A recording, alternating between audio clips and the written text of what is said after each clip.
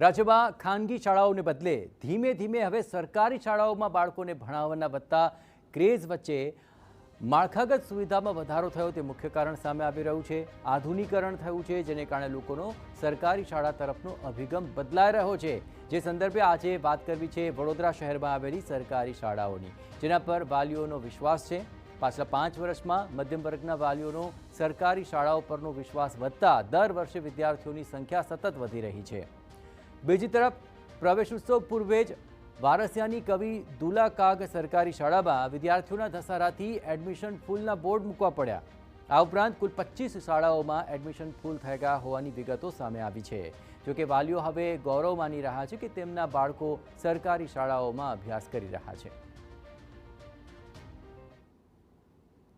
પહેલાં મેં એને પ્રાઇવેટ સ્કૂલમાં મૂક્યો, મને ક્રેઝ હતો પ્રાઇવેટ, સરકારીમાં મને એમાં ઇન્ટરેસ્ટ જ નહોતો કે એના કરતાં પ્રાઇવેટ સારી, તો પ્રાઇવેટ સ્કૂલમાં મૂકી જોયો। પછી જ્યારે અમે અટલાદરા આવ્યા તો અટલાદરા એડમિશન માટે ફર્સ્ટ સ્કૂલમાં આવ્યા તો મેડમ ગૌરાંગી મેડમે કીધું કે તમે અહીંયા મૂકી જુઓ કે તમને કેવું લાગે છે એમ। અહીંયા કોઈ પ્રાઇવેટ સ્કૂલ નથી, પહેલી વખત અમે આવ્યા રહેવા, તો પછી એને અહીંયા આગળ મૂક્યો પ્રાઇવેટ ગવર્મેન્ટ સ્કૂલમાં।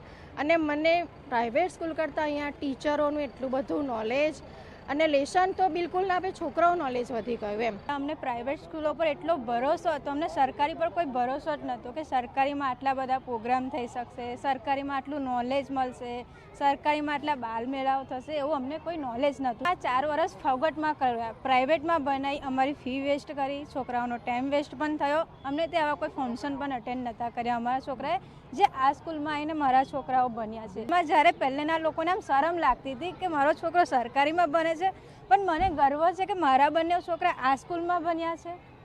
મને બહુ ગર્વની વાત છે આ સ્કૂલ પર।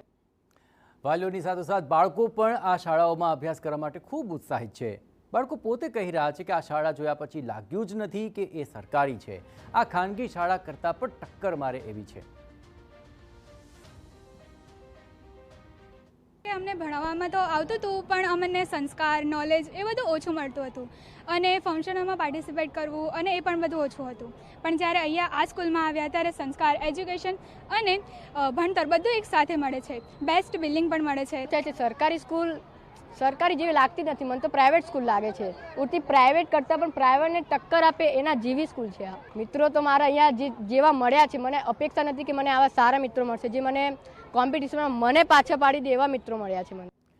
ચાલુ સત્રમાં શહેરમાં બાલવાટિકાથી ધોરણ 8 સુધીમાં 5076 વિદ્યાર્થીએ સરકારી શાળામાં પ્રવેશ મેળવ્યો છે, જ્યારે શિક્ષણ સમિતિની શાળાઓમાં આ વખતે નોંધપાત્ર વિદ્યાર્થીઓએ પ્રવેશ લીધો છે, જેમાં 787 બાળકો એવા છે કે જેમણે ખાનગી શાળા છોડી સરકારી શાળા પસંદ કરી છે અને આ વિદ્યાર્થીઓને અભ્યાસની સાથે સંસ્કારો પણ મળે તે પ્રકારે આયોજન કરાયું છે।